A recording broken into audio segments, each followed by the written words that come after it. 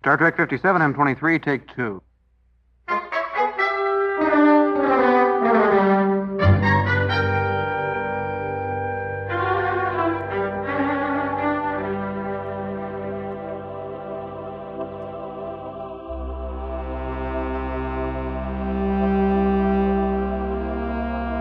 It's the It's Got Star Trek podcast.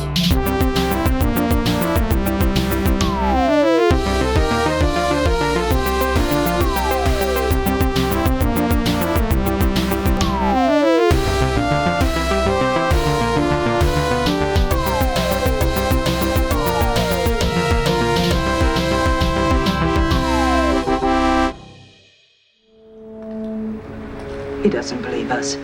He thinks we're crazy. You give me nothing to believe in. Just a lot of vague talk about strange patterns, irrational proposals. Who's behind this?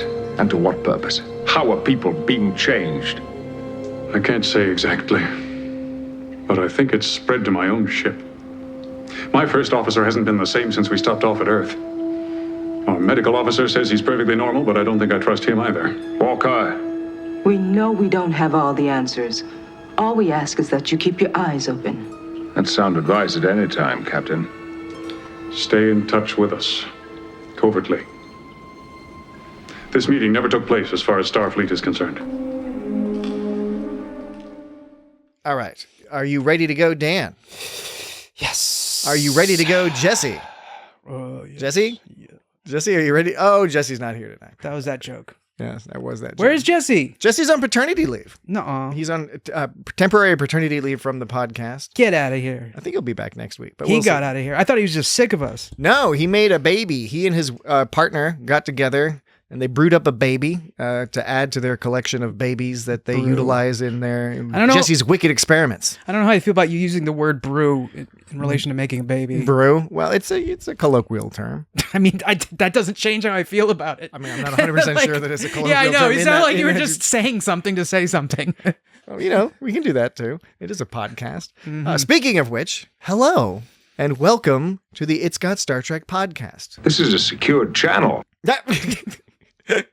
Secure channel. A secured channel. Secure channel. Yes.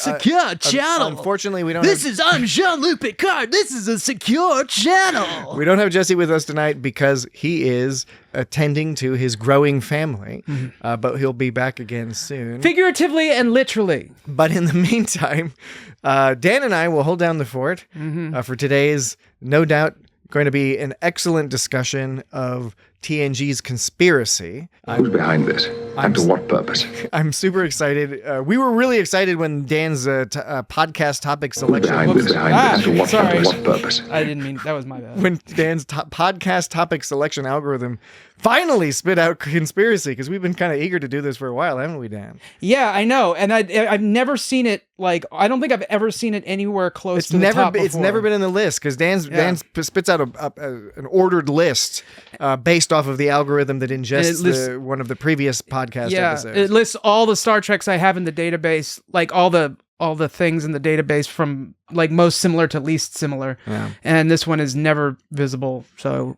we saw it. Yeah. And actually, technically, we were supposed to have done DS9's Explorers. We're going to do that next week. Yeah, and we're actually kind of cheating our system a little bit, because normally what we would do is we would have the week before to ingest that to create what we figure out next week. We recently changed it. No, I know. So what it was before is we would do this tonight, and then by Sunday we would know what our next episode was by ingesting the transcript of what you're hearing tonight. Yes. And then, but now we're doing it from the week. What's happening now would be fed into what will be happening next week. But now what we do is we take it from the week before. Yes. That way we can announce next week's at the end of this one. Yes. But now we did something completely different. Whereas we did one ingestion, and that was of Star Trek 5. Both of the you insisted on both Star Trek 5 episodes. So we did a 2-part discussion on Star Trek 5. And by the way, more on that in just a moment. We've got a lot. We call them more on. We've got a lot of emails and voicemails and stuff.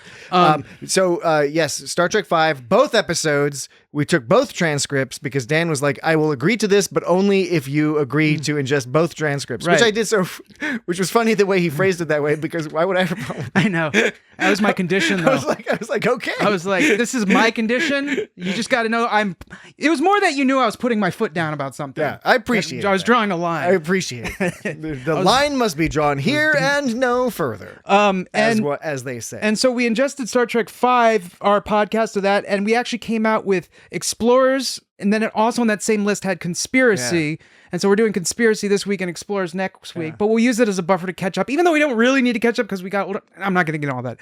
But you don't think the audience is just fucking excited about this shit? But this behind the scenes shit. This is the type of stuff you normally only hear on our Patreon. Right. That's not true. Yeah. Come find out. Anyway, yeah, so just so we're doing basically one ingestion, doing two different ones, but it's okay because it's okay. Conspiracy, I mean, shit. Like I said, we never, like you said, like we said, we never got to Conspiracy before, and it's I guess you'd call it a classic in a sense. Okay, well, so first of all, prior to the podcast starting, Dan was bringing up the topic of edging, which is a colloquial term that you may look up in the old Urban Dictionary. I'm sure Google will. Absolutely. And we wouldn't want to be accused of edging our audience with regard to our conversation about conspiracy, because we will be discussing conspiracy at length in detail tonight. But first, a couple of upfront things. We have some voicemails, an email, a couple of administrative items. We already mentioned that Jesse's out this week, but we'll be back soon.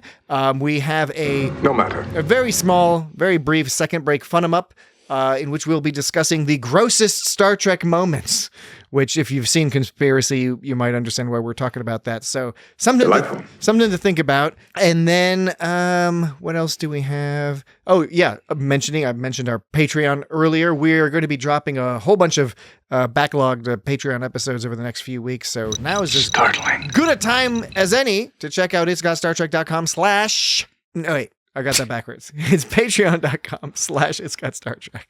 Working. No, I'm not working. Working. If you hadn't noticed, it's been a few weeks since we've done this whole podcasting thing because we took a break over the holidays and never felt better in my life. Played some pre-recorded content. I guess it's always pre-recorded, but that's neither here nor there. I get the idea. Okay. All right, so yes, let's get through the catch up because again, we were on vacation for a little bit, so I'm ready for new challenges now. We have some catch up. First, we have an email. Would you rather play mustard or ketchup or mayonnaise? I mean, I'm partial to mayonnaise. If Jesse were here, he would be upset. Would you rather put ketchup on a hot dog or mayonnaise on a hot dog? I mean, probably ketchup, but I do like a hot dog with mayonnaise. Do you like ketchup and mayonnaise on a hamburger? Yes. I like that with pickle and raw red onion. Bruh. Doesn't even have to have cheese, although cheese is nice. Red onion. That's so good. Delightful. It was delightful. Okay. Yes. All right. Very humorous indeed. Perhaps hysterical, in fact. A word of warning for those who are not familiar. On the rare occasion that Jesse's out, this is a 3-person podcast, and there's a certain dynamic that arises from having the 3 people. And anytime one of us is out, it changes the dynamic a little bit. And when Jesse's out, I don't like it. Dan and I have a tendency to often not be on our best behavior because we would be embarrassed to misbehave in front of Jesse. Sabotage. On the other hand, there's also such a glorious reward when you get Jesse to laugh. Mm-hmm. And yes. So Dan and I will often compete with each other to try to make Jesse chortle, to elicit one of those famous Jesse chortles. Yes. Agreed. So we'll see what happens. Sabotage. Yes, and there's Jesse's not sitting across from Dan to kick his shins under the table. He's like playing the sound too many times in a row. A useless ball of mud. But you can really tell the difference between how Picard and most people pronounce sabotage and Kirk's. Sabotage. Okay. Sabotage. Okay. Yeah. So, first. What the hell is all this about? We have an email from Joe Shorter IV. Proceed with voice print identification. And he had an email regarding our discussion of the series finale of Lower Decks, the next generation. And so he writes first in parentheses, or I forget what the subject line was. I should have put the subject line because I'm a fucking jackass. Because clearly the first line of this email references the subject line. I don't know, just do it. So we can probably work backwards from that to determine what the subject line of the email was. In parentheses. You don't understand. In parentheses, Joe says, or, quote, how we know Dan doesn't constantly think about the Roman Empire or the Roman Republic. Okay. Wait. Where? How did that begin? Okay. Wait.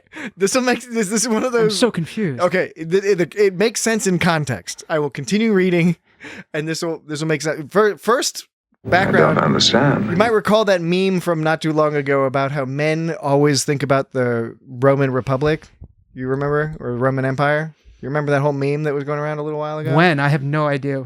I really don't know. Within the this last meme. year, there was this whole meme about how I don't remember where it was. Some paper or something was like, men on average think about the Roman Empire for 2 hours each day or some shit like that. I'm gonna look that up because that's crazy. I've never heard of that. You look that up, and I'll continue reading the TikTok's email. Roman Empire meme explained on Forbes on Forbes.com. Of course, because Forbes is such a reputable place. Fucking Forbes. Anyway, Forbes used to be reputable at some point. Oh, they all used to be reputable. None of them are anymore. So just don't worry about it. Just keep listening to podcasts like ours. Mm-hmm. Give us your delicious money. This trend originated on Instagram. Swedish influencer Saskia Kort went viral in 2022 after telling her followers to ask their male partners the big question: how often do you think about the Roman Empire? Yeah. Okay. So there you go. So Joe starts his email like that, and then he states or asks. No, wait. Okay. How about this? Let me just read the email. See, this is a problem when Jesse's not here. I would never have embarrassed myself in such a way in front of Jesse. I wouldn't have allowed it. In episode 269 of the wonderful podcast known as It's Got Star Trek, Dan declared that having two leaders never works. Uh-oh. I feel a challenge coming on. Except it did work for the Roman Republic, which had a consul as its highest ranking elected position. There were two consuls at all times, and they served as a check against each other. It lasted for almost 500 years, which is a pretty good run. On another note, I have to wonder if the rustic Klingon, Malor, that's what's his name's brother in the Lower Decks. The rural Klingon. Yes, the rural Klingon, is named after the wonderful, and I use that term very loosely, liquor known as Malort, which is from Chicago. Maybe you can do an It's Got Booze episode where you sample Malort, absinthe, chartreuse, and other somewhat exotic alcohols, or maybe make cocktails out of them. Thanks for the show, Joe. Thank you. Ah, good. You have a new one. That's a new one. Yeah, there's a new one. That's a fresh one. I love Dan's thank you clips. He's got a whole section of thank yous. Yeah, actually, in this episode, there were 4 thanks or thank yous. All right. And there were, I mean, I can play them. There were 2 I'm sorries. Okay, go for it. I wasn't intending on playing them, but like, if you no, this is thank you time. We're thanking Joe. Okay, and we appreciate his comments. We'll respond to them more thoroughly in just a moment. But first, Thank you. Thank you. Thank you, sir. I comprehend. Thank you. Accept your gracious offer. Thanks for coming. So that was all 4 thank yous. Yeah. And Dan will have added that to his large collection of Star Trek thank yous. Oh, and there's this one too. And actually, Thanks, Agamus. Thanks, Agamus. Oh man, that one's so far away right now. I should put that in the best of because I think you got to add another thing. So Dan, when he first started podcasting, there's just Dan looking at his phone, looking at his Agamus. Then he has a laptop, and now he has a laptop and a soundboard tablet. Yeah. And now he's going to add another screen. Another screen, a third screen. You crazy. I don't even know what I'd do with that. There was another thank you, and it was this one. It is nothing but a lifeless hunk of rock, a useless ball of mud, a worthless chunk of... Thank you, Data. I get the idea. And that happened twice in this episode, just real quick. This happened once with Riker. No, this is good because this counts as talking about the episode in between where we're not going to be counting about the episode, so our audience can't get nearly as aggravated as they might usually do. We were peppering it in there. Because I have gotten emails with pictures of people who are standing at home listening to our podcast, and they have their hands on their fists on their hips like this, and they're all like scowling at the camera. And I'm like, who's taking this picture, and why are you sending it to me?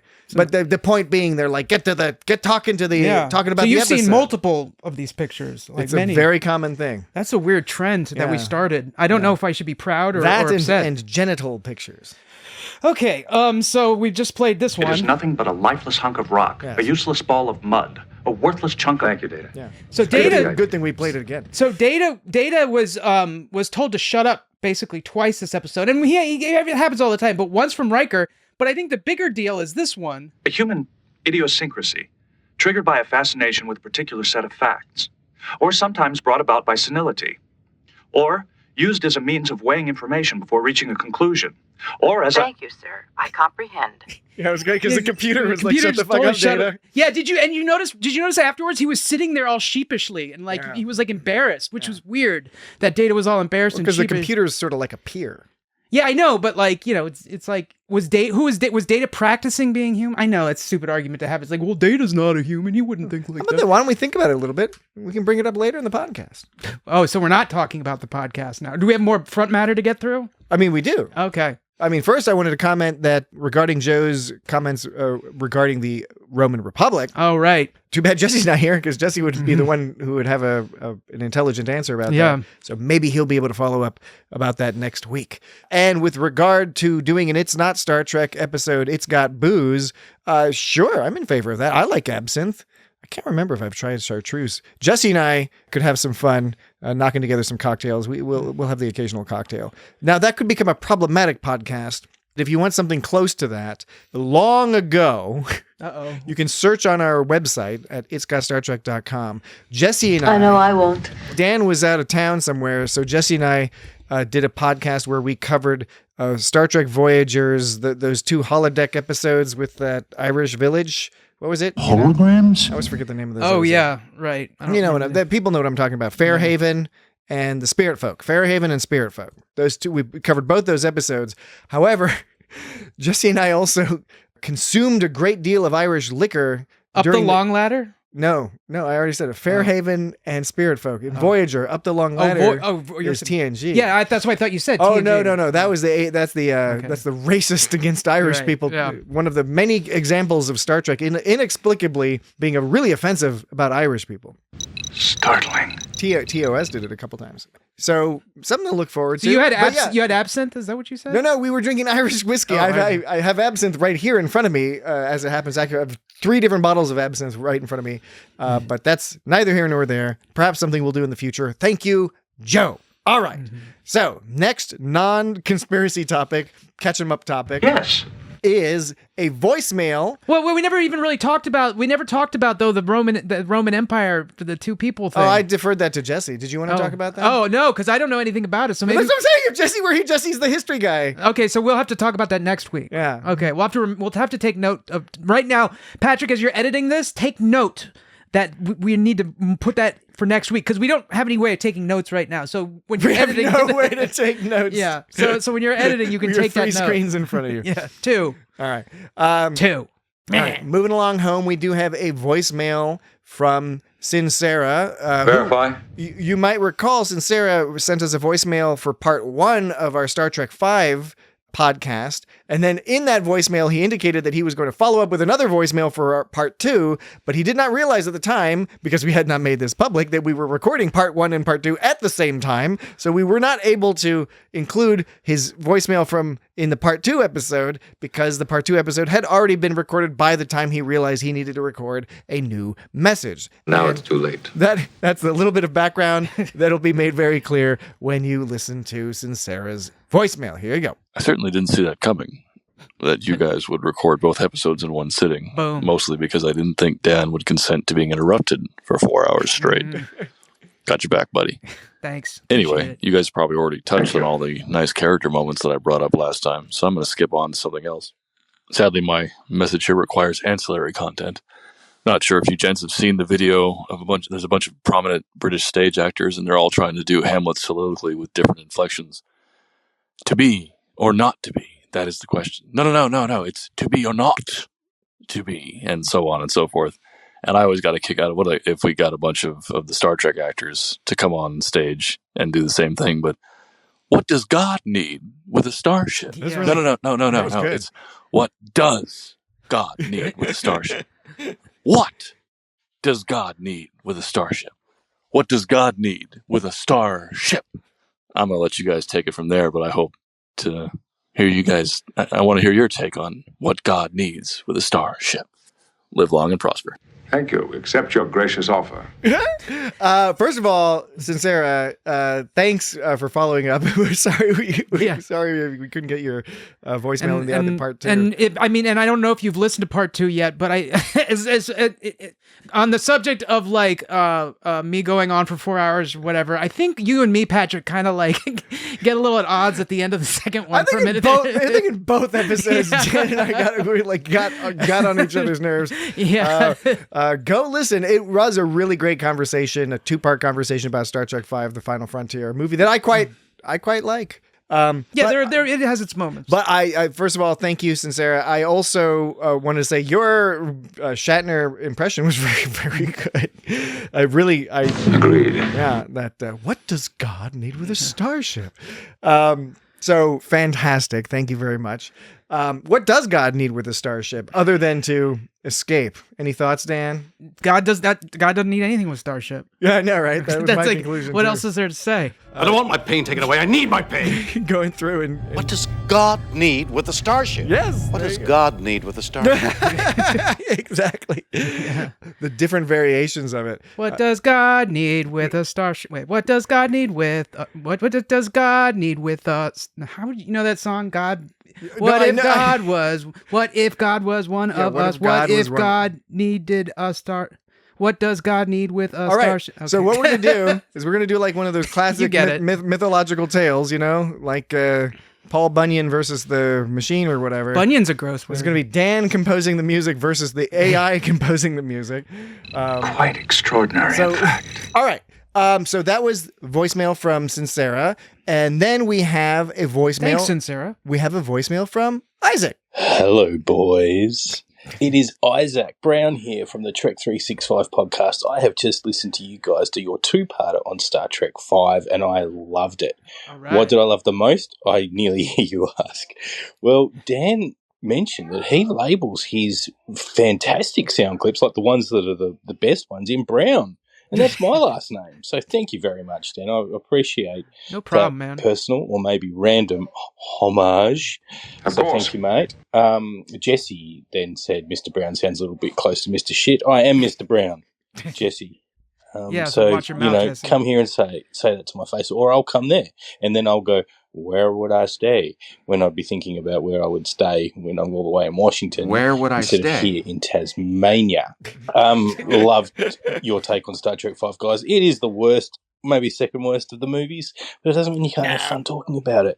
One miss that you did in your episode, though, guys, there are 3 of you, and there are 3 Star Trek actors that sing Row, Row, Row Your Boat. And I was kind of expecting you guys to do it. So, Jesse, take it away. Again, unfortunately, Jesse's not here tonight. Jesse is lamely not here tonight because he loves his family more than doing the podcast. No. Negative. Thank you, Isaac. Thanks, Isaac. But he's absolutely right. I'm surprised we didn't think about singing "Row, Row, Row Your Boat" around, and we can't really do it now because it's just you and me. Yeah. And if we did it, like, you want to try doing it? No, not with only 2 people. Not with only 2 people, right? Because No. otherwise we'd have to have somebody pretend to be the third person, and then how It's do you not do like that in a round? it's not like baseball when you have like a ghost runner when you don't have enough people to play. And we would keep saying, because we would be like Shatner, who says row your boat. That was amazing. Row your boat. I love row. Do you know row your boat? row your boat. Okay. Row your boat. Row. Maybe next week. Maybe when Jesse's back, we can try singing row your boat. Or we'll do it as a Patreon exclusive. How about that? Whatever Isaac? rows your boat. Yeah. All right. And last one, finally, back to conspiracy, because we have one last voicemail. Very good. But it is on the topic of conspiracy. So here is a voicemail from Werner. All right. Hello to the boys from It's Got Star Trek. My name is Werner. I am a first-time caller, but long-time listener. I saw on Blue Sky that you will be discussing the TNG episode Conspiracy, and I needed to call in to say that this is one of my favorite episodes because it deals in the grotesque creature that has taken over leaders in Starfleet. This is just such an interesting story, and I quite like at the end when Riker and Picard murder the alien who wishes nothing but peace. Because even if the aliens would like peace, we must understand that they should be destroyed. Thank you so much. I'll take my answer off the air. Ah, good. Thank you. Thank you, Werner. New caller. Of course. Werner's a new caller. You know, I think what should have given it away for me is when you said their name was Werner, because like Werner is spelled W-E-R-N-E-R. Oh, is this your whole thing about the W's and the V's again? No, that's what I'm saying. With Chekhov, right? No, this has nothing to do with that. Okay. This has nothing to do with that. Although it is, that's interesting. I see the Star link Trek you're 5 making. conversation. Okay, no. What this is about is that if the name was Werner for real, it would be written W-E-R-N-E-R. And how many people, when they see Werner, how many people in the U.S. when they see something that looks like Werner pronounce it as Werner? Okay, and nobody's named V-E-R-N-E-R, or at least very few people. So the assumption is when you read something that looks like Werner, chances are that person would say Werner, except if you were in Germany. So then I was thinking like, well, maybe this was an email from someone in Germany, and so Patrick specifically said V. It may have been. So the reason you pronounce the W as a V is because it was from Germany. Otherwise, if it was some dude from an English-speaking country, you might pronounce a W. Oh, I can't speak for you. I know you know that W is pronounced V, but when it's like Notre Dame, like we don't walk around saying Notre Dame University. We say Notre Dame University because that's what it's called here. Yeah. We say Paris. We don't say Paris. Right. Because it's just not what it's called. We say Vienna instead of Wien. Mm-hmm. However, counterpoint, Werner, as you noted, is such a specifically German name, right, or Germanic at least, that when one sees the name, one can assume how to pronounce it. I remember similar to Penelope. I remember my high school band director, Genevieve. She was talking about, she was watching like Regis and Kathy in the morning or something. Regis and Kathy Lee. Yeah, and was she who was the second one? Regis and Kathy Lee. Who was the first one? I mean, the original hosts were Regis and Kathy Lee. Who was the next one? I don't know. Anyway, it doesn't matter. Anyway, she pronounced like the composer Wagner as Wagner. And she brought it up in class, and it's like, it's Wagner. So not everybody knows that is the thing. And okay, Kathy Lee may not have known it, or whoever her... And there's a football player. I noticed there's a football player with the last name that looks like Werner, and I'm wondering, are you supposed to pronounce that Werner? I don't know. You just said that like Tim Robinson from I Think You Should Leave with Tim Robinson. Like I was like being a big goofy guy with a goofy face. We're both being big goofy guys tonight. We haven't really gotten a lot done yet. Yeah, we have. You've played a bunch of sound effects. We've said the title conspiracy quite a bit. We did say the title. I thought Werner made a very good point, even though it's about the end of the episode. Yeah. It's kind of funny that we go through this whole episode and then all of a sudden they're like, the aliens are like, we just want peaceful coexistence. And they're like, you were going to fucking murder your asses. That's hilarious. Yeah, I don't know. Like, I couldn't tell if they were trying to say that they were being like threatening by it. He goes, "You don't understand. We mean you no harm. We seek peaceful coexistence." So, on the one hand, they do say it menacingly. And they have done menacing acts up till this point, so you can understand they did try to take over Starfleet. But if you but it is kind of a funny thing that is their response, is to just blow the thing up. Like, and it does somewhat come out of nowhere, which we'll get into soon after is the break. Remick okay, maybe it's jumping too far ahead, but like this was a multi-episode, in a way this was built up from episodes before. It wasn't a direct progression from previous episodes or a sequel or a part 2 or anything, but like Remick was like at odds with Riker before, right? Yeah. So now was Remick, do you think Remick was like possessed back then too? Okay, and this is where, unfortunately, I haven't seen Coming of Age in a long time. This is episode 25 of the first season of TNG, and in episode 19 of TNG, Coming of Age, that's the one where most people remember it for when Wesley is competing with 2 other people for like a bonus slot in Starfleet Academy. But then there's this whole other story of Admiral Quinn and this guy Remick coming on board and irritating everybody by like interviewing them and like giving them a hard time and saying they're like shitty, even though the Enterprise is so awesome.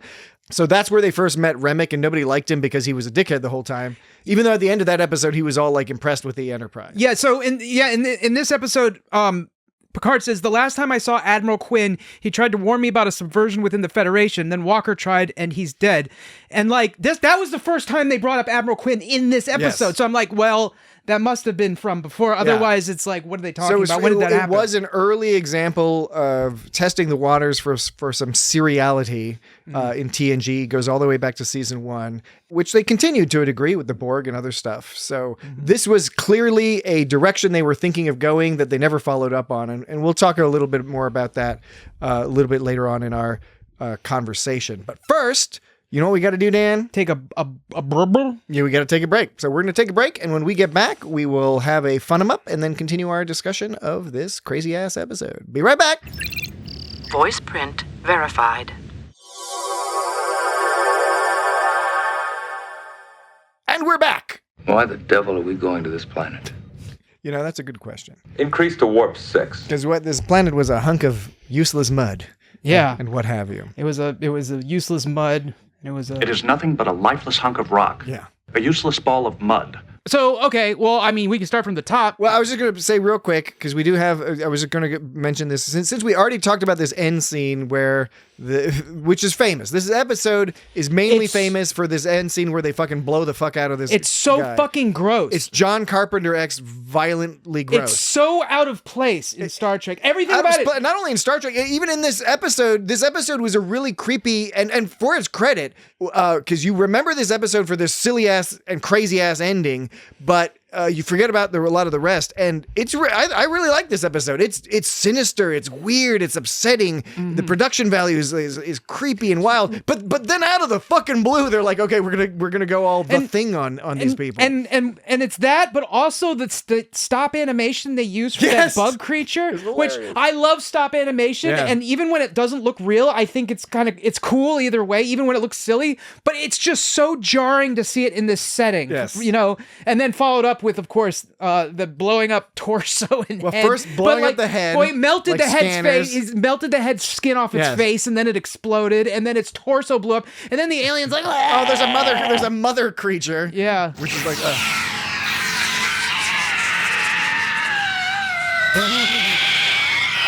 oh, it's awful.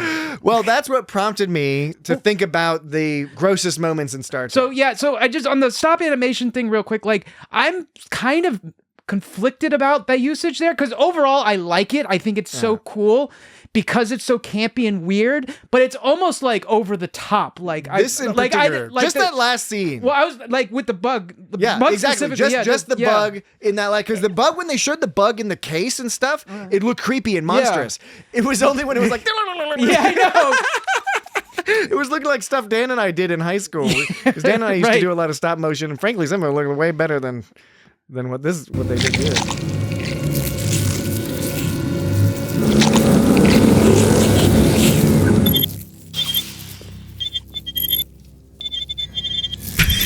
It's like, what's going on?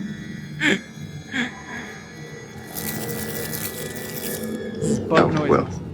Bug noise.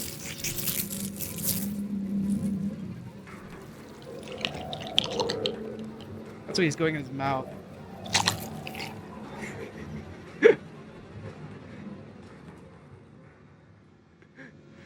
Well, this really goes on. I give you credit for making the brave decision to be like, you know, it's like, see if I can catch those bug noises with all that ambient noise. Where should I cut this off? You know what? I'm not going to.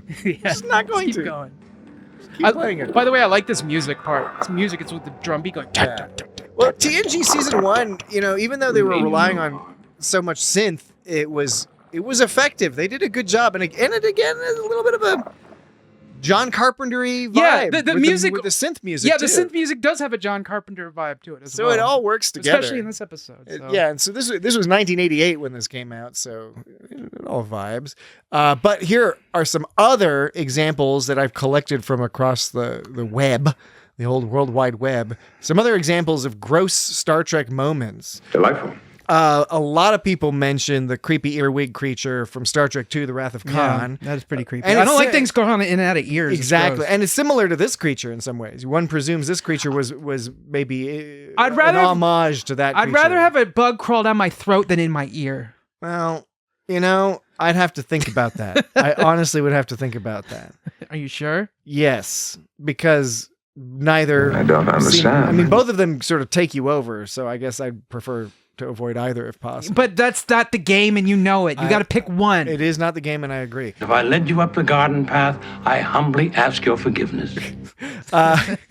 People also mentioned also from Star Trek II, the dead bodies that were strung up in the rafters on Regular One in Star Trek II in the space station. So Khan and his people murdered them, and McCoy bumps into this bloodied hand with hanging out. Very humorous indeed. That was pretty Hysterical, gross. in fact. Not as overt, of course, but still pretty gross. People also mentioned the Voyager episode Faces, which was, you remember those Vidians on Voyager? They had Vidalias. No, the Vidians. Amelia Bedelia. They had that phage virus, so they kept transplanting all their organs. They stole Neelix's lungs at one point, I believe.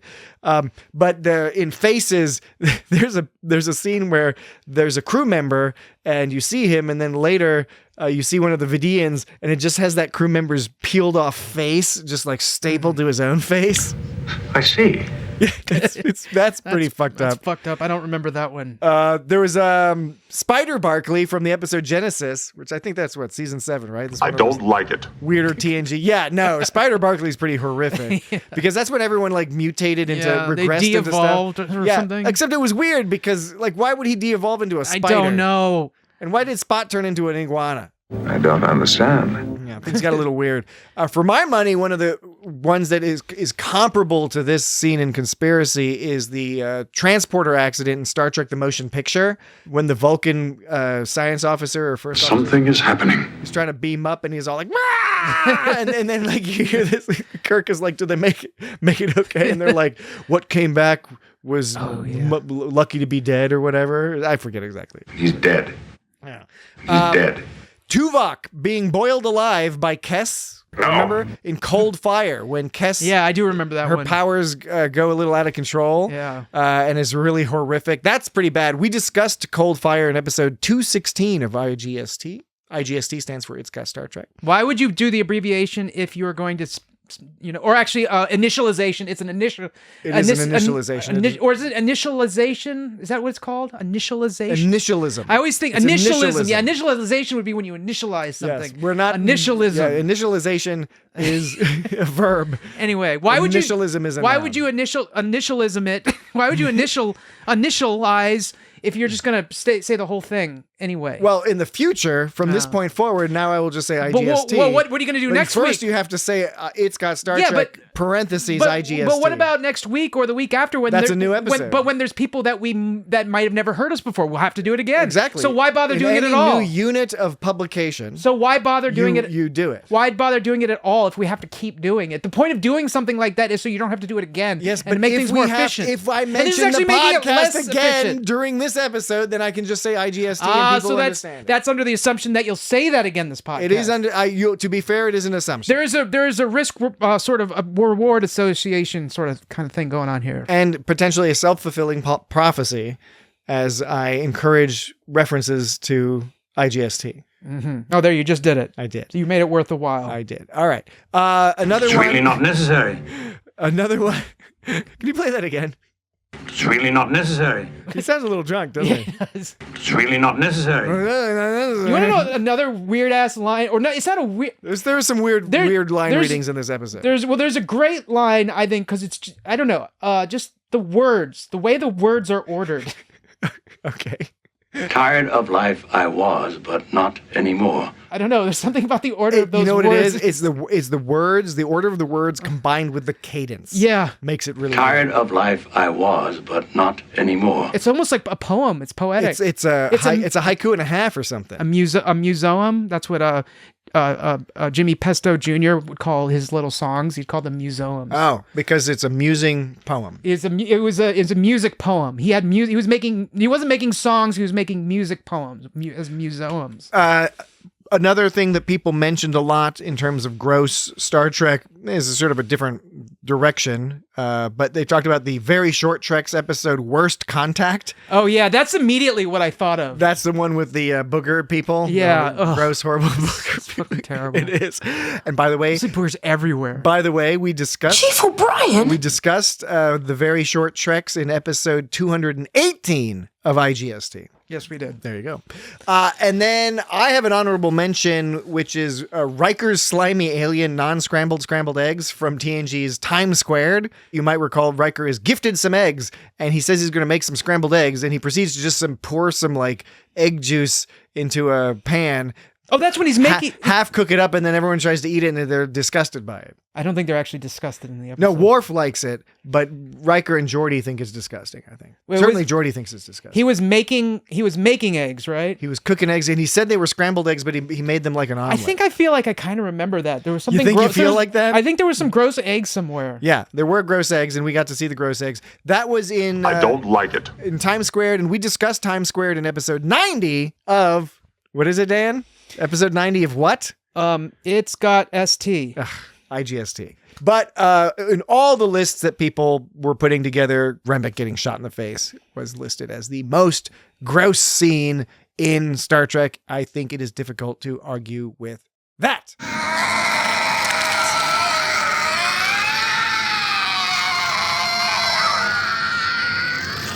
This is where it would be nice to have Jesse around, because Jesse would say something like, "What the fuck is wrong with you?" or something like that. Right. Okay, so back to the episode. And to what purpose? Well, we've sort of skipped around. I mean... Do you want to start back at the beginning when they're going to Pacifica, which is an ocean planet? Yeah. It's an ocean planet called Pacifica. Yeah, I know. I know. I thought it was, Season one of TNG is so hilarious when they're talking about like you're using quadrants improperly. Riker says to go to a higher warp speed, and then Geordi's like, "All right, full impulse." Yeah, right. He does, because they don't know what the fuck anything means yet. Yeah, he does. He does say that. That's after Riker says increase to warp 6. Yeah, then Geordi says full impulse. Full impulse. He's in Sector 63. Geordi's always looking so shocked and offended when Data doesn't either understand his jokes or like some kind of anecdote he's telling. And in this case, Geordi appeared to be telling Data some sort of creepy, sexy joke, like a sex position joke. Yeah, which is workplace Just try violation. that. Just try doing that in hyperspace. Right, exactly. So, like, this has happened before where Geordi gets all frustrated with Data over this shit, and Geordi should understand better than anyone that you can't get mad at Data over that. Of course, to his credit, he did chuckle in the end. He did give a little chuckle at the end. He gave a classic Geordi But you could chuckle. tell he was sort of like in disbelief when Data was being like, very funny indeed. This is early in their relationship as well. Yeah, and I noticed that so this is Data's laugh.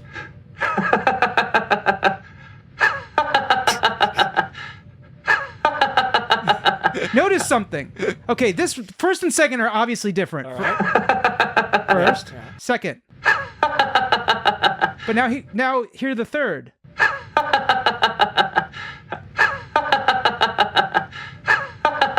Did I play the same one or different ones that time? See, this is very interesting because I see what you're getting at. It sounds like they've repeated it. Yeah. But I also would tend to give Brent Spiner the benefit of the doubt that he would be capable of doing that robotic double move. Let's do best 2 out of 3. All right, experimentation time. I'm going to play 2 of them. You All have right, you have to tell me squeeze my headphones on extra tight if they're different or the same.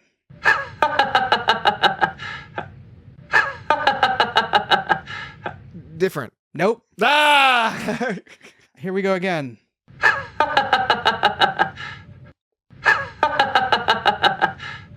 Different. Nope, they're the same.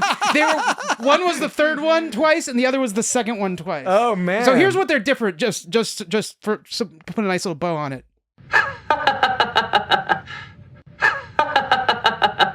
They were different, but they were the same. Play them both one more time, same order.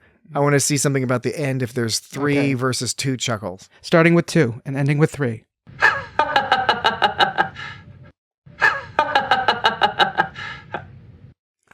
Just sounds a little different. What's interesting is that a little different. The third one ends with a little huh. Yeah. Listen to the third one. Yeah. It ends with a huh. Yeah. But this one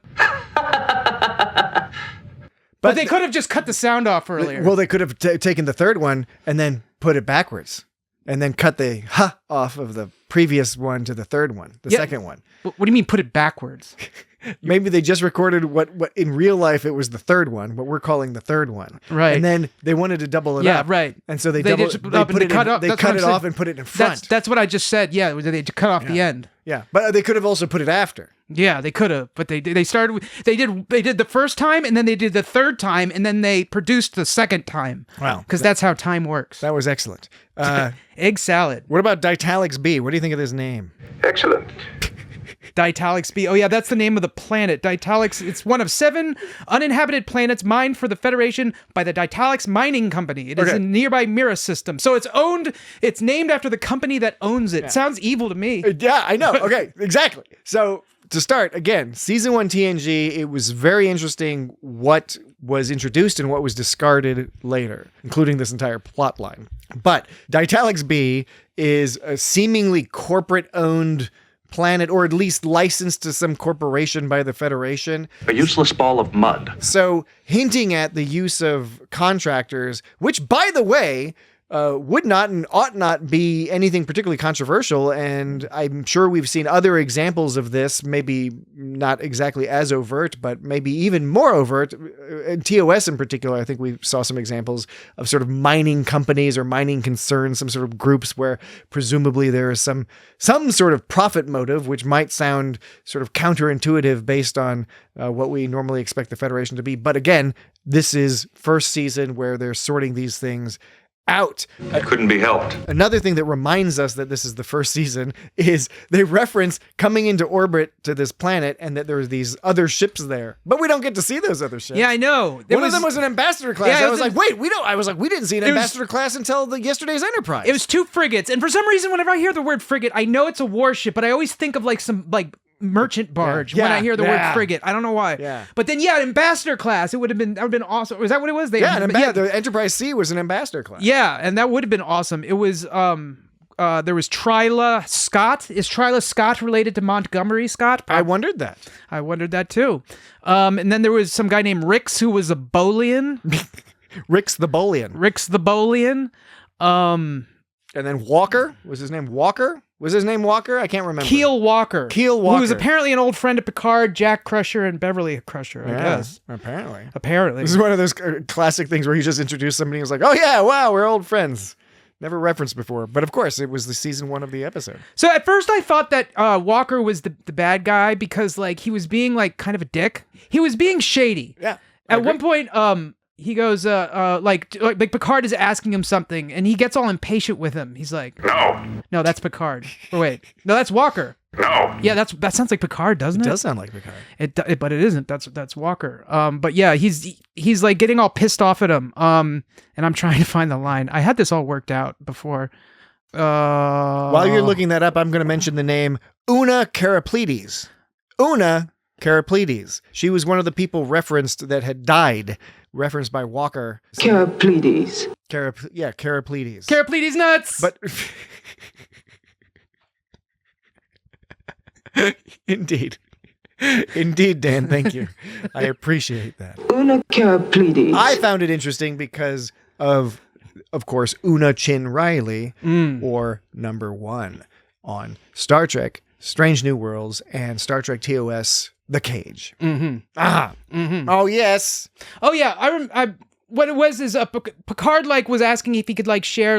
He was like, "This is a secure channel. We can talk." And then like Walker's all like, "No!" You know, he's like getting all pissed off at him, and like the whole planet situation, everything seems shady. And then even when he talked to Troy later, he was like telling Troy, "He's like, we're gonna keep this a secret." She's like, "Is this a good idea? Like this guy's like asking you to keep shit from Starfleet. It sounds really shady." Yeah. I think like if it was any character other than Picard, it would have been a shady. Walker would have been a shady character because like when Troy goes up, like let's say it was Riker, and Troy went up to Riker and was like, "Hey Riker, I'm Zaddy." He said, "Hey Riker, this Walker guy, he's like asking you to do shady shit and hide stuff from Starfleet and, you know, be an asshole and all that stuff. I don't think it's cool." And then Riker's like, "No, it's cool. I trust him. If it was that episode, I bet it would have turned out that Riker could not have trusted him and the guy would have double crossed him. But since it's Picard always knows best. So there's no way that Picard is going to be wrong about something like that. Because that's why because it's Picard. Because I'm saying the point of the episode, part of what they're trying to tell you is that Picard knows what's up. If it was anyone else, they would be wrong. That it would be an entirely different plot if it was anyone else than Picard. But since it's Picard, he was right that Walker was legit. But if it was like Riker or someone else, Walker would not have been legit. He would have been like not above board. You know what I'm saying? But since it's Picard, No, okay. They're trying to say a different thing. It's a characterization, is what I'm saying. Because I do know what you're saying, so you can stop saying it. I'm smiling because I'm in full agreement with you. I do know what you're saying. But I'm looking at you, and I comprehend. You're increasingly responding, Thank you, sir. I responding to comprehend. non-existent attacks on your position. Because I'm trying to be like, yes, I agree. It is nothing but a lifeless hunk of rock, a useless ball of mud, a worthless chunk of... What I would I get the idea.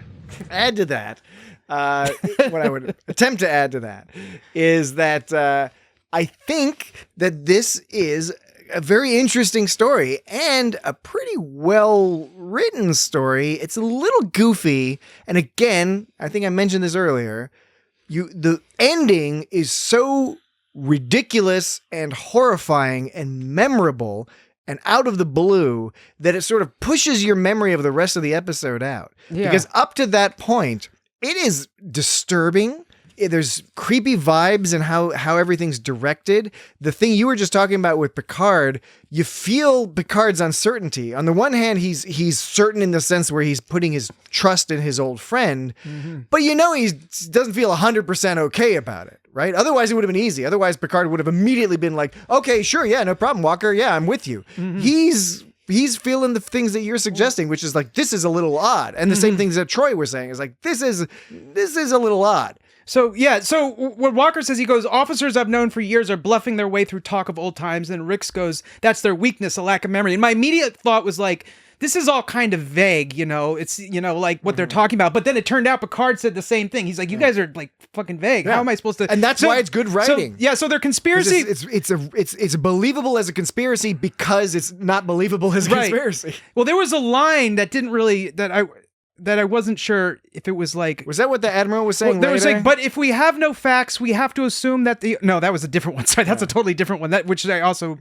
thought it was weird. Oh, this one. Admiral Aaron says, that's the charming thing about them, isn't it? When a machination is real, no one knows about it. And when it's suspected, it's almost never real. Yeah. I mean, is that true? I don't know if that's true. But like, that's kind of like, It's a convenient assertion to be being made by a bug-infested man. Yes. I mean, it's convenient to the bug. Yes, it is convenient to the bug, indeed.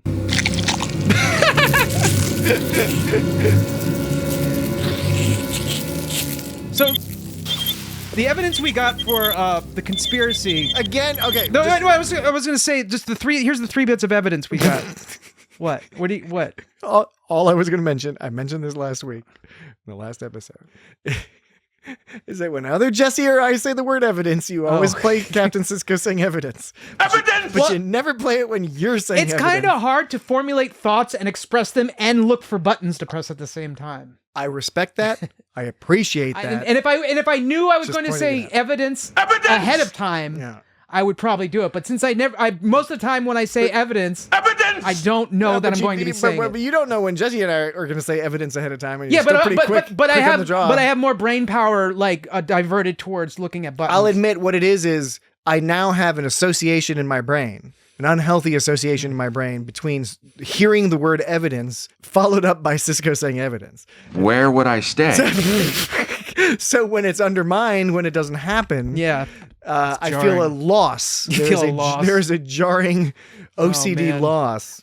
But sorry, that sounds traumatic. 3 pieces of evidence. Go. That was not a request. Piece number 1. So this is the evidence he was giving. This was what's a synonym for evidence so I don't have to fucking think about this all the time now? No, evidence is good. Okay. It's the best term. Number 1, they said high-ranking officials were backing irrational proposals, which is very vague. And not uncommon. Yeah. By the way. Starbase 12 was completely evacuated for 2 full days with no explanation. That's kind of weird. Then there's... Although they could just be hiding, a bad chemical leak that would be embarrassing. Right. Because the Admiral's son looks like a monster. So somebody ripped a really nasty fart and they were embarrassed. So Star Trek fart. And then... They could just beam the fart out. Yeah, that's what they do. Beam it into space. Yeah, that's what they do. And there's actually concern about like space pollution from gas.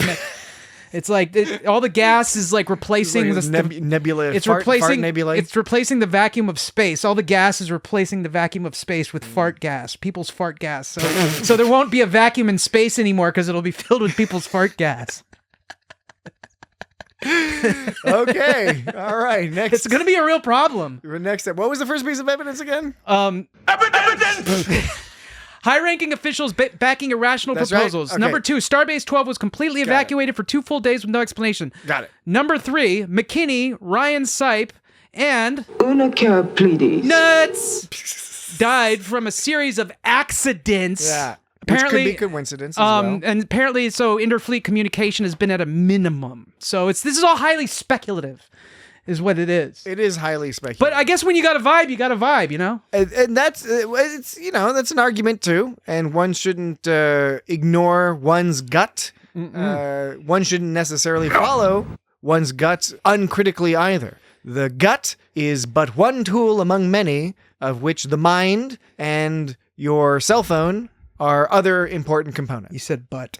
Speaking of, remember how I talked about how Walker was like all short with Picard at first? Like Picard was like, we're in a secure line. He's like, no! No!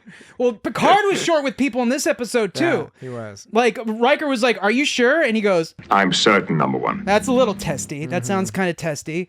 And then Beverly's like saying something like, how do I do it? He goes, I don't know, just do it. He's like all pissed off. And then that's season 1 Picard's a little bit more testy. Yeah. And I think season 1 Patrick Stewart was a little bit more testy as well. And so and then he wants to do something by himself, and then Riker's like, are you sure? And he goes, hello, number 1. Like, that was unnecessary. I don't Hello, know. and especially that weird echo. I know the idea was that he's standing in the turbo lift. So hello, number 1. Hello, number 1. Hold on. Do I have an echo? Hello, number 1. No, that's the hello, wrong kind number 1. That's the wrong kind of echo. Hello, number 1. Hello, number 1. Do you know Patrick's have 7 words for echo, but not 1 word for love? That's stupid. All right. Hello, number 1. All right. Enough of that. Hello, number 1. Yeah, it was Picard Data goes, all gathered inside what appears to be the entrance to a mining tunnel. Picard goes, very well. Relay those coordinates to the transporter room. I'm beaming down. And Riker goes, alone, Captain? Reasonable question. And then Picard responds with, hello, number 1. Like, it seemed like it was a little, he could have toned that back. I think back a little bit. From a management perspective, if I'm in a leadership position, he just didn't need to be so curt with him. And I'm about to undertake something that I recognize will throw my underlings off. I should say direct reports. Yeah, you should. Underling is no longer the appropriate term. Mm-hmm. So your direct reports will notice a change in the pattern of your behavior. And especially if them noticing a change in the pattern of your behavior might put at risk the very thing that is instigating the change in your pattern of behavior, right? Mm-hmm. If you catch my meaning, then you'll want to take special care to ameliorate any concern they have by not being curt and by saying, look, I know this sounds weird. Yeah. I know this is unusual for me to behave this way. Don't worry about it. I've got it handled. I'll let you know. I'll fill you in as soon as I can.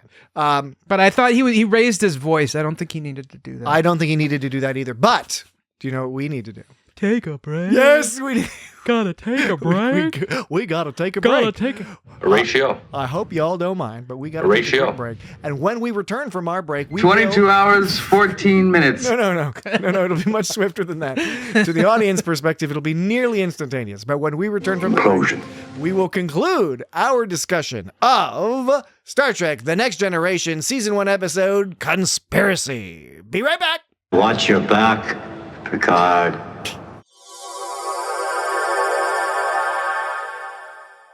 All right, we are back. Just try that in hyperspace.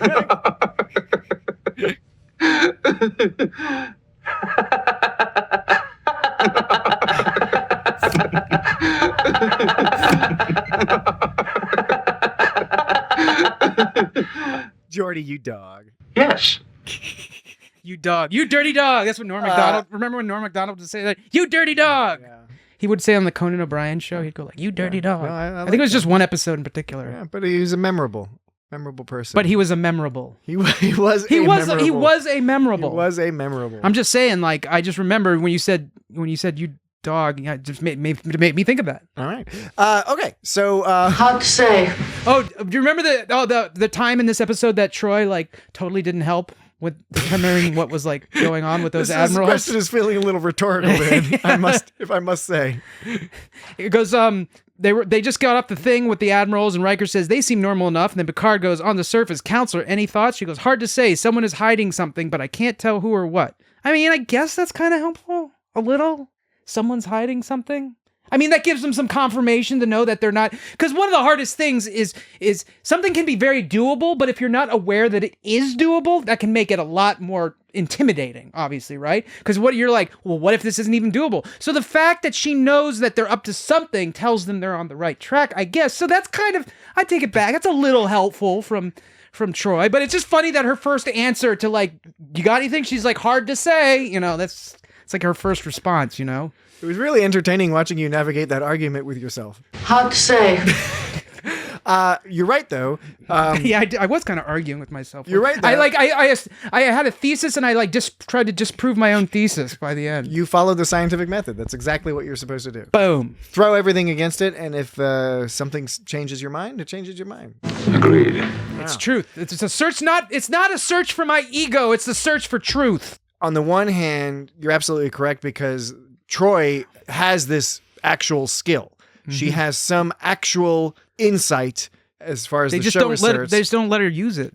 Well, they let her use it when it's convenient to, and not when it's inconvenient to for the story. Right, that's true. But if you were in this situation, if she said that, you could use something. You could be like, okay, I'm now confident that my hunch that they were up to something was right. However, from a literary perspective, it would not be unusual to have a secondary character say, I don't trust them, or they're hiding something. And you would, in a literary sense, for the purpose of the plot, you would take it as true as if Troy said it, who has the actual skill. So she's got the skill, as opposed to not having the skill of understanding whether it's true or not that the person's hiding something, but it doesn't really make a difference. Yeah, from a literary standpoint. Right. Yeah, it doesn't like benefit the viewer at all. No. Like, we don't get anything out of that. Because, we are, by virtue of the fact that we're watching this, we know there's something going on, and clues they've given earlier. So, right, it doesn't really, it doesn't accomplish anything. Yeah, which is too bad. We work together to provide the audience with some not insignificant degree of insight just there. I think we're pretty insightful dudes. We don't, the rest of the podcast, the rest of the next 25 minutes or so, we can just be goofing around, making fart jokes, just dick jokes. I mean, you're lucky you got what you got, guys and girls and people and pals. Guys, Dan just revealed himself to be mildly misogynistic there. But girls and guys and peoples and pals. It's because of the system we're raised in. Yeah, I'm trying. We're raised in. I'm trying. I know that's not good enough, but I am trying. Getting back to the old show, the old discussion. When Picard comes back and he goes to Data and he's like, I have a project suited for your particular talents. Yes. The look on Data's face was like, yes. My notes just say Data weird face. Yeah. It was kind of like, I rewound it like 20 times. I know. It was kind of like incredulous combined with giddiness, combined with confusion. And what is he talking about? Yeah. It was Data had a lot of weird shit going on in the episode, like that. And then Season 1 Data. And then what I brought up before about like him getting all sheepish and embarrassed because the computer was bored by him. Yeah. Told him to shut up. And he was like, oh, okay. And he got, season 1 Data, trying to figure it all out, And then Admiral, we have this I had that note in my notes too, by the way, about the fucking face he was making. Yeah. So we have this conversation when they get back to Earth, which, by the way, again, particularly egregious during season 1 of TNG, where distances traveled were purely by convenience. Because Picard at one point is talking about how we haven't heard from Starfleet very much because we've been traveling or exploring the outer rim. And then next thing you know, they're like, oh, let's go to fucking Earth. And they're like, okay, we're at Earth now. Just like, and there's no other ships at Earth. It's just us. There's no other ships in this entire universe. And then they get back to Earth super quickly. Speaking of sort of plot device things, like I can't even remember the article or where I read it, but Was the article the? It was about how the problem with the transporters is they have to invent reasons for them not to work in certain episodes when they want to. Well, that's what happens in Star Trek 5. That's why I was noting it, because I was like, that we were just talking about that with Star Trek 5. Like, in order for the plot and the story to work, they have to invent a reason for it. And in Star Trek 5, it was this big elaborate thing where like the firmware on the ship was going haywire. The whole ship was fucking shit. And something that you would think would sort of like fuck with the whole movie, it really was just for that one little bit that moved that one part forward. They had this whole thing. And to make a couple jokes like red alert. Yeah, I know. Red alert. Yeah, that was funny. Whoops. Okay. Yes. Very humorous indeed. Okay. Hysterical, in fact. They talk to the admirals, and the admirals are weird. Speaking of warp, Data was talking about how they're 9.63 hours behind schedule. He's got that Spock problem where you're talking in ways that don't make fucking sense. Mm-hmm. Like, who's going to understand what 9.63? I mean, you have an idea of what it means, but as opposed to like 9 hours and X minutes. Yes, exactly. Like, what the fuck is 0.4? And like, he goes, it's 0.63 hours, you know, and it's like, what the fuck? It is a good question. It's terrible communication, because you're not getting your message across unless there's some kind of universal standard, because that's how they talk about time now, is in decimals. But the only ones I've ever heard is Spock and Data. So I'm going to make the brave assumption that this is not a Starfleet standard thing. Like, you know. Do you remember Swatch time? Swatch was pushing Swatch time. You give him the Swatch. You give him the Swatch. I held this Swatch up my ass. That's very good. It's a Pulp Fiction reference for those who. He give me the Swatch. He give me the Swatch. Never felt better in my life. We're going off the rails here. This is what happens when Jesse's not here. Okay, real quick to conclude that. I could snap your neck in a second, but it wouldn't be as much fun. Swatch was trying to push universal time, where it would just be one time. There would be no time zones. It'd just be like you would just get used to the fact that things happen at different times. Well, I mean, I found that a really attractive idea. Well, there is UTC. There's Universal Time something or other. No, I know, but nobody uses it. Swatch had something. They do use it, actually. No, okay, look, of course people use it. I mean, people in the government and shit want a lot of things in UTC. Yeah, I understand that for technical reasons. I'm referring coordinated universal time. Yeah, the idea that Swatch put. I mean, I know it wasn't Swatch's original idea, but they were pushing it forward. That it would just be like everyone would read the same time at the same moment. Mm-hmm. It would just be if you were in New York, the sun comes up at 10, and if you were in London, the sun comes up at 15 or whatever. And the numbers were also different too. It wasn't divided into hours and days. It was some other crazy thing. Anyway, I think Swatch. I mean, I don't know enough about Swatch time to be able to make this assertion 100%, but Swatch time sounds a lot like their own version of UTC. That's what it sounds like, basically the same thing. All right. Conspiracy. Excuse me. I didn't mean for that to happen. That was gross. Sorry about that. Okay, back to conspiracy. Let's get back to the old conspiracy. That's sound advice at any time. So they beam down to Earth. And first of all, there's nobody walking around. And Will Smith says, "Welcome to Earth." They can't afford any extras. My notes say a quiet night means a low budget. Yeah, I know. I love that the reasoning. It's like, oh, it's just a quiet night on the ship. It's like, really? That explains it. The sets were like super TOS style. Did you super TOS style? All the angles and everything just looked like straight out of TOS. Jumping back when they went to Dice Stabalix, or what was that planet called? Andrew Dice Clay? Hickory Dickory Dock. Dice K. The warp drives off the clock. That planet. Anyway, which planet? The conspiracy. Ditalics B. Ditalics B. When he met up with the three captains, like when they were diverted on their way to Pacifica. Yeah, the water planet. Where Troy was talking about swimming. Oh yeah, Troy was talking about swimming. She's like, Data, it's great to swim in moonlight. And he's like, you can swim in moonlight. This is back when that's not even a colloquial phrase or a joke. It's like, it's just the way English, the language works. And Data couldn't understand it. She wasn't like using some kind of metaphor or something that you only have to understand by living among the culture. Like swimming in moonlight is just what the sentence says it is. It is a confusing sentence, but you'd think Data would have had that down by then. But it's okay. It's season 1 Data. He's capable of all sorts of shit. And it's 1988 Star Trek. Yeah. So, but what I was saying is when they were on the planet, you were talking about TOS sets, and I was thinking when Picard's like in the background, it's all red in the background, and they're in that cave. Yeah, going down a ramp like an alien ramp. It kind of reminded me of like kind of like, okay, you ever hear chiptune music, which is like supposed to sound like 8-bit music, but it's like, it's amped up, right? So it's in the style of 8-bit music, but it's actually more than what an 8-bit machine could handle in most cases.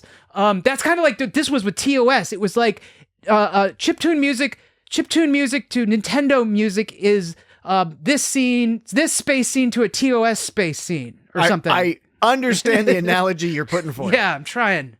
It makes sense to me. Yeah, but I thought it was pretty. I think it'll make sense to a good portion of our audience as well. I mean, I didn't. I thought it looked pretty good for the time. I thought it looked great. Yeah, there was a lot that was great in this episode in terms of the production design and the cinematography. I just thought a lot of interesting camera angles, interesting use of colors. Again, very evocative of TOS, but in that modern style. There was stuff that was silly and awesome. Right, so there was silly. There was stuff that was only silly, and then there was stuff that was silly and awesome. I thought the stop animation bug was silly and awesome to me. That was either silly or silly and awesome. I think it was silly and awesome. For me, what was silly and awesome was the fight between Riker and then later Worf and Admiral Quinn. The one where you could very easily see the stunt doubles for both Riker and Quinn. Yes, but then you got to see the badassery that was like Riker's super kick. Yeah, I liked it. Did that close up of the front of Jonathan Frakes like doing some kind of like kick thing. And then the fucking foot is just like Quinn goes flying. Yeah, he does. And then Quinn does some kind of like, like kind of spinny, I don't know what you call that, forward front wheel hook spin back flip shadow kick or something. I don't know. You want to repeat that? I think there's a name for that kind of kick where you like, it's like you kick it, but you like don't kick with the back way, you kick with the front way. For the audience at home, Dan is flailing his arms around wildly. It's not like a roundhouse kick. It's more than a roundhouse kick. It was more like, wasn't it more like up? Well, Riker's was up, but Riker's was up. But Quinn did some kind of roundhouse kick. That was like some spinny roundhouse kick. And they just tossed Worf over the fucking table. Okay, so like Beverly Crusher comes in and saves the day. As is typical of Beverly Crusher. Right, but two questions. Number one, why didn't Worf have a phaser on him? Because I can understand why Riker would have not been able to do it because he was surprised. He was basically it was a cheap shot on Riker. Yeah. And he, but Worf had plenty of time, so much time that like he was able to look at Worf and then Worf's like so he like sits and watches him. So Worf has plenty of time to pull out a phaser. Maybe he just didn't know that he was that strong. I don't know. I think it's another example of the production team being like, it would be awesome to see Worf fight this guy instead of just shoot him with a fucking phaser. Obviously. Yeah. So, right. But my other question is kind of on a tangent. It's, why are Worf and Geordi I can't remember when You mean when they have that crazy chase music and they're just like running? Yeah. They're like running through, booking it through the hallway. Super synth crazy I like music. it at the end when, I think it's Admiral Aaron is like running away when he runs away at the end too. I was like, wow, he's pretty spry. But, when did Worf become? Were they security? Was Worf part of security? He was tactical, and then when Tasha Yar dies, so he's security. That's when he moves. So over he's to security at this point. Now, why is Geordi there? Because Geordi's not in engineering. He's not in engineering yet. Yeah, until the second season. Yeah, and I can't remember what his position before. He's the con officer. He's just like a helper guy. He's the pilot. Yeah. Well, a yeoman would What's be a pilot? Well, you know what a pilot is. What's a pilot? What's a pilot? All right, we got only so much time to conclude our discussion. He wasn't a yeoman. No, no, he wasn't a yeoman. I'm saying a yeoman would have been a helper person. He was the pilot of the ship. A yeoman would have been like a production assistant. Yeah. All right, so Picard goes down. Then they have the mealworms, and then you get the joke, mealworms. Because it's like a meal? Oh, it's like a meal. I don't know if do you think that was a joke on purpose? No, but it's funny to me.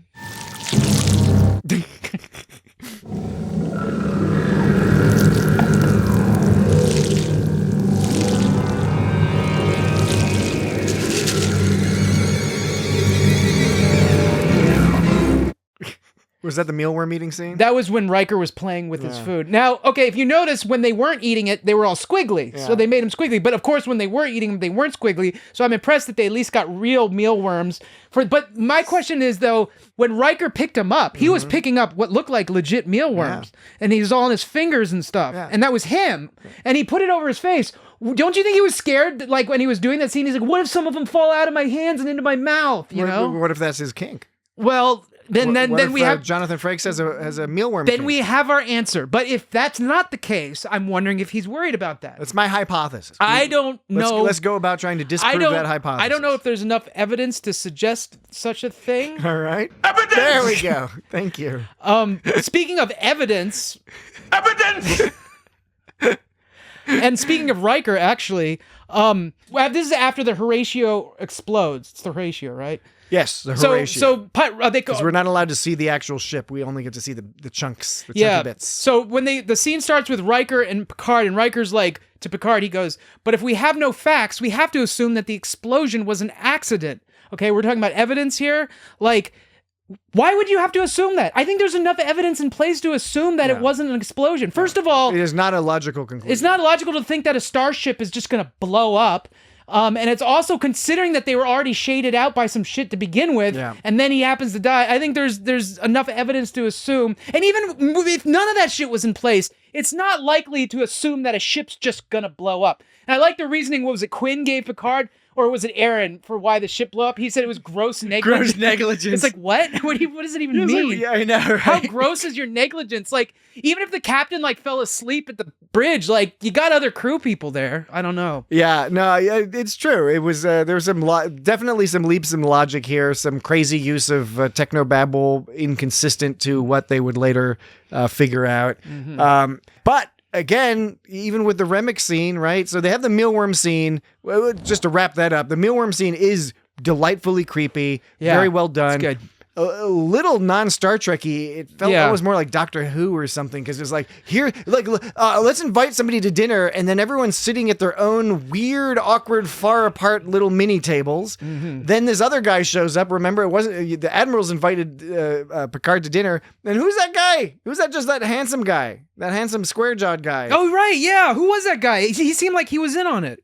Just some other guy. Eating mealworms. And they're all like, ha ha ha, we're all like eating mealworms. That's where the writing in this episode starts to fall apart, because up until this point, it was a creepy, sinister, conspiracy style story. It turned into some weird horror stuff. Then once they went into the horror stuff and the creepy stuff, because it's like, why would these people be chortling and being all evil mastermind stuff? I don't know. It just seemed... Yeah, we never really found out any motivation for the aliens so much. And it didn't square with these aliens have very patiently, very carefully have infiltrated Starfleet and have been sophisticated enough to nearly successfully hide their activities, only having 3 Starfleet captains sort of figure out that something might be going on, and even those people it's being more of a vibe than having actual evidence. And then all of a sudden they're like, let's just sit around and be like, God, we're gonna do some weird shit. Well, yeah, and they were talking about how their advantage was they were so patient.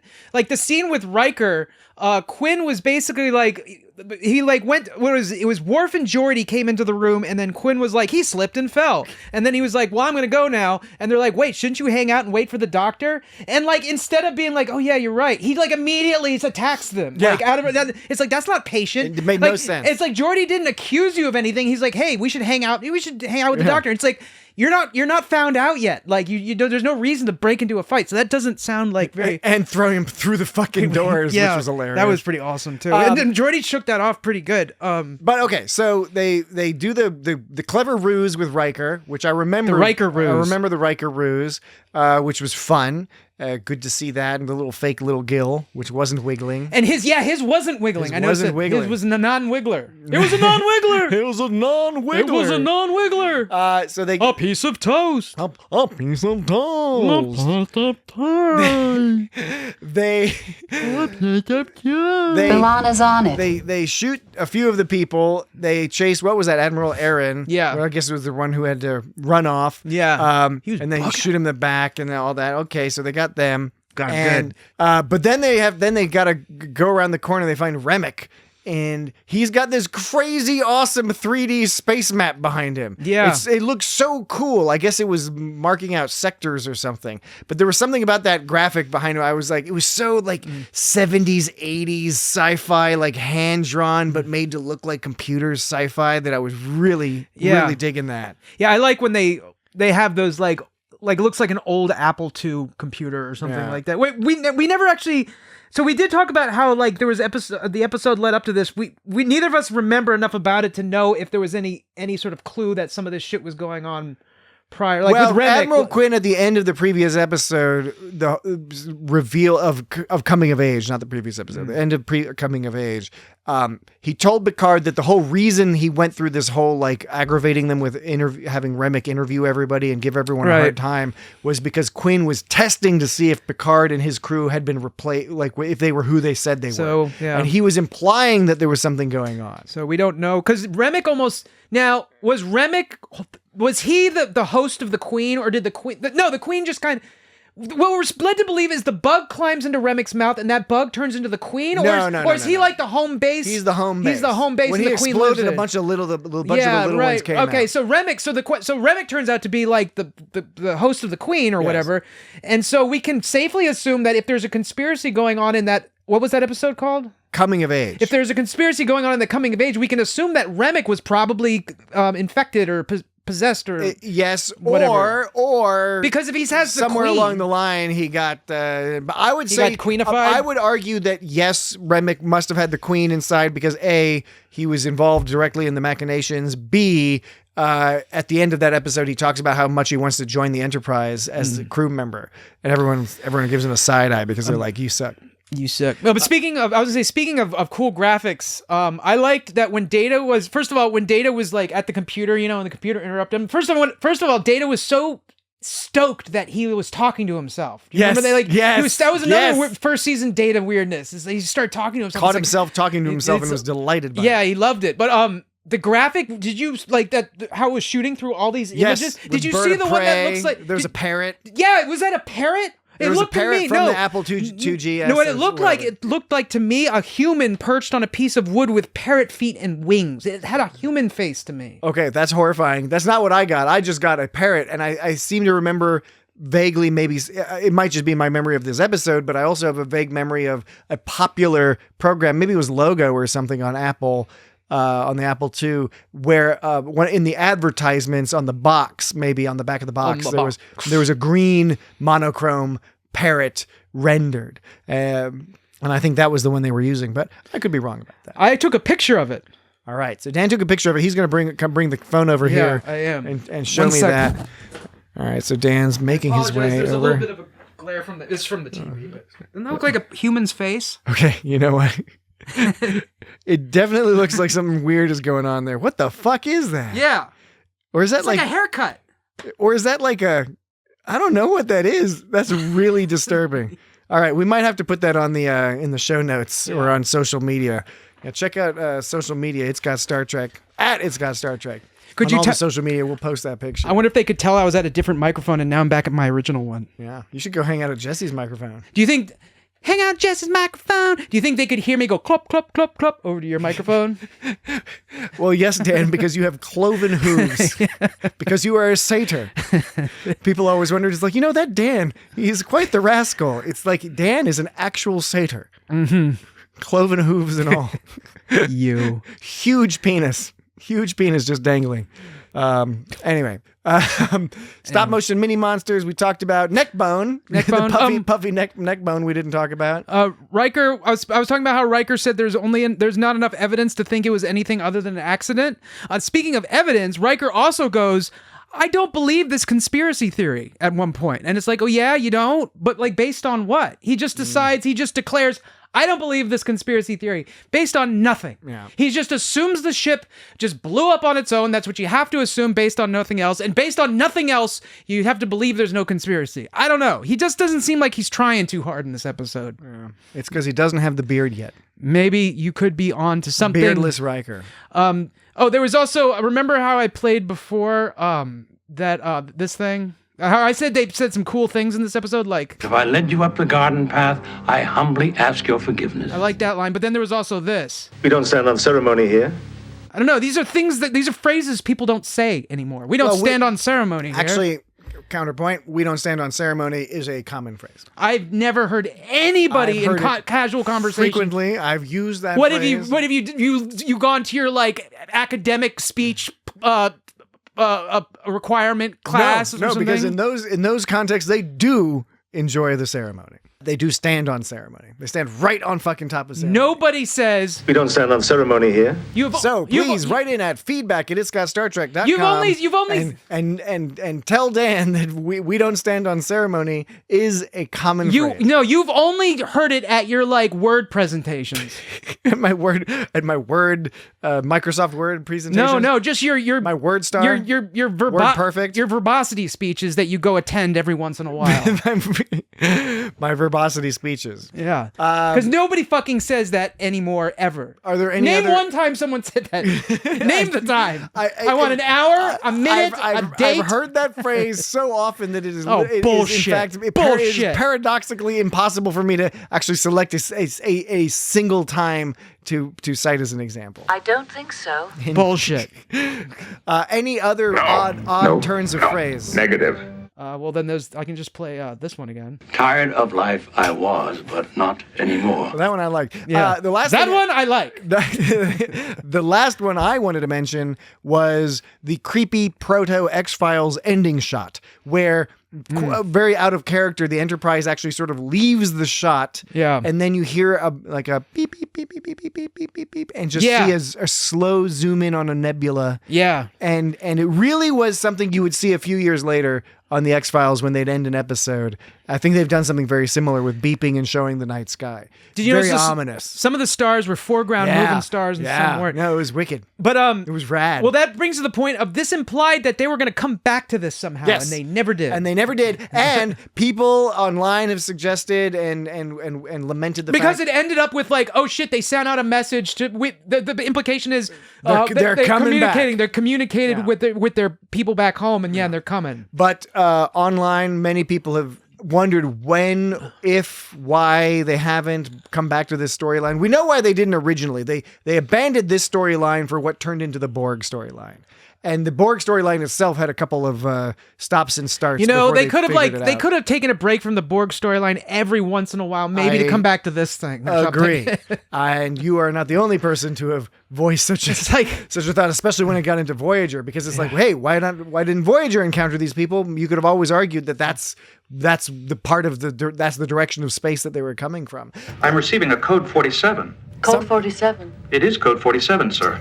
Some people had suggested that, or had thought that maybe Picard season 3 was going to touch base on this. That would be one way to sort of wrap up that series, but they didn't do that. I had thought in the past that maybe Lower Decks would at least do a joke about it, bringing it back, or maybe even have it as a season-long arc dealing with these creatures in some way. But alas, that didn't happen. Still an opportunity in the future. I would love to see them come back to this storyline, as weird and creepy as it is. Okay, so I have to point this out at around 27:07. All right, it's a scene with in the episode. It's a scene with Picard, Riker, and Quinn. And yeah, of course, in the episode. What else would I be talking about? I thought maybe the podcast. Oh, no. This episode. Okay. IGST, okay. known colloquially as IGST. So they're talking in the foreground, and a dude walks in behind him in the background. And you kind of see the top of his head fiddling with, and you can tell he's fiddling with a computer. And they're kind of like talking and going back and forth. And then about 30 seconds later, you get the punchline. Quinn leaves. Riker steps over to the side to reveal that this dude is sporting a uniform skirt and some powerful legs. Oh, nice. He's wearing a skirt? Yes, he is. Or whatever it's called. I call it a uni skirt, but like, I don't know. I think Lower Lower they Decks called it a skirt, like a cross between shorts and That's skirts. what Lower Decks called it, I think. Oh. Was that based on something else? I don't know. I think there's a fandom. But there's a few fandoms. Because it's like skirnt. It's one of those things that I remember. For the longest time, it was one of those things that I Drax them sclounced.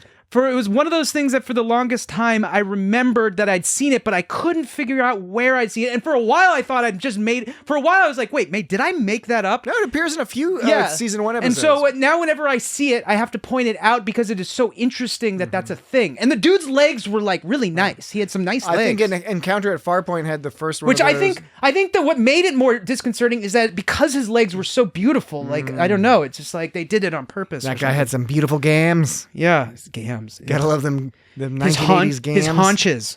Do you like talking about people's haunches? It depends on the context. That's no kind of answer. It's an answer. It's the answer you're going to get given the fact that we've run out of time here tonight. on the It's Got Star Trek podcast, colloquially known as IGST. You're going to search for a couple of final things. I already mentioned social media at It's Got Star Trek. I wanted to play there's one round of duty or no duty. Dan wants to play duty or no duty, so here we go. I see you keep up with our duty roster. Well, that's a no duty. You think so? Yeah, he says duty. With our duty roster. He enunciates it very clearly. With our duty roster. I don't know. You're saying I don't know in a weird way. This is making me uncomfortable. With our duty roster. I confess I'm just joshing you. Yes, that's a definite duty. Okay. That's a definite no duty. You're throwing me off there. That was a definite no duty. Oh, I also want to play the sound of Riker getting Vulcan neck pinched. All right. This is the scene.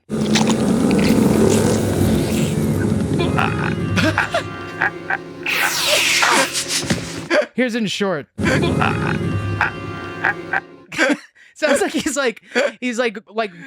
purging. Yeah, like he's throwing up in the toilet. That's good. That was worth it. That was worth it. I like that. That was a really weird sound. I would say Spock is much better at the Vulcan neck pinch than Savar because Spock knocks people out right away, but Riker's just a badass because he was resisting. It's that Alaskan thick neck strength. Yeah, must be famous for it. All right, famous. Okay, famous. That's going to do it for us this week. Social media at It's Got Star Trek. Check us out most places, but especially Bluesky. That's where people seem to be hanging out these days. These days, Bluesky. This is the way people are hanging out on Bluesky. Bluesky. Check out Bluesky as quickly as you can. If I could see, I'd be seeing stars. We're on YouTube, Facebook. Email is feedback at itsgotstartrek.com. What do you think about this line? If I could see, I'd be seeing stars. It's a fun line. It's a fun line. You're done. He's done. Yeah. I'm in the back matter of the show. Yeah. Okay. I have to. Okay, I'm sorry. I have to bring this up. Okay. Swimming is too much like bathing. Yes. Is that now? Is he saying that because he doesn't bathe, or is he saying that because it's personal, like bathing? I think the implication here is pretending that he doesn't bathe. Rather offensively, I think that Klingons don't bathe, which I don't think is true. But you could also take it as he thinks of it as it's a very intimate, personal thing, like I would bathing. prefer to think of it that way. Let's say that. The way I mentioned it. I think the way you mentioned it is a less offensive construction. A human idiosyncrasy. Yeah. Okay, sorry, I'm done now. Website is www.itsgotstartrek.com. And Patreon is patreon.com/itsgotstartrek. Also fun stuff there, including some free samples. Go check it out. And I insist. I think that's everything. I think that's everything they need to know. All right. That's everything? That's everything. So next week we are going to be discussing Star Trek Deep Space Nine, 3rd season episode, Explorers. Why not? And yes, why not? That's a good episode. We're going to enjoy talking about that. We hope you enjoy we hope you enjoy listening to that episode. We hope you Not without killing the patient. We hope you have enjoyed this episode, despite the uncharacteristic lack of Jesse. We hope now it's too late. Dan and I managed to pull together something for you to be entertained by. So, what the hell is all this about? With that, we will conclude this discussion, and we'll talk to you next week. Bye-bye. Thanks for coming. So the guy staggers to his feet and goes back to the girl, right? Well, she smiles, looks him straight in the eye and says, "Just try that in hyperspace." I